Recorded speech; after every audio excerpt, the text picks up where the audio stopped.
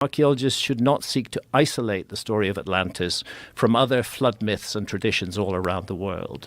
And that's a problem too. I mean, we have hundreds of myths and traditions from countries all around the globe which speak of a great global cataclysm, a huge flood, often wildfires,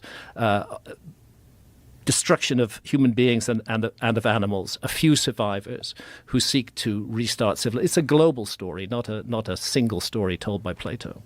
And, I mean, if you hear the same story from so many different cultures, at what point in time do you go, maybe there's something to this? I mean, it's just very strange to try to deny that. Again, we have this... Especially with the physical evidence. Yeah, especially with the physical evidence. And it's interesting with the physical evidence, like Göbekli Tepe, which is 11,600 years old. I mean, it used to be argued, Robert Schoch and John Anthony West's work on the Great Sphinx, suggesting that the Sphinx could be 12,000 plus years old. It used to be argued that was impossible because there was no other site anywhere in the world, no other megalithic site of the same age. And then we discover Göbekli Tepe, and it's 11,600 years old. Now, if you can make Göbekli Tepe with its 20-ton megaliths, beautifully carved representations of human and animal figures in those pillars, if you can do that, you can cut the Great Sphinx out of bedrock as well. There's no reason to dismiss the geological evidence of the Great Sphinx anymore, but instead, what archaeology is doing is trying to finesse Göbekli Tepe. They're trying to say, oh, there was this gradual build-up to Göbekli Tepe, and they now talk about a people who they call the Natufians. Again, we don't know what they called themselves, who were predecessors of Göbekli Tepe around 14,000 years ago.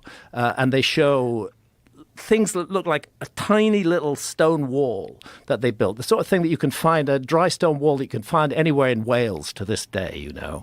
And this is supposed to be a prequel to Göbekli Tepe. I'm sorry, you just don't start off making dry stone walls and then wake up one morning and create 20-ton megaliths in huge stone circles, perfectly astronomically aligned, as we have at Göbekli Tepe. Not only that, but how?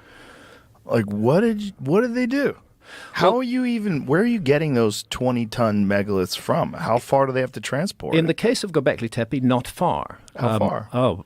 Hundreds of meters. I've stood on top of one megalith that they partially cut out of the bedrock with the T-shape, but then they found a fault in it and they left it there. Oh. It would have been a 30-ton megalith. They clearly intended to release it from the bedrock, but it had a fault, so they left it alone.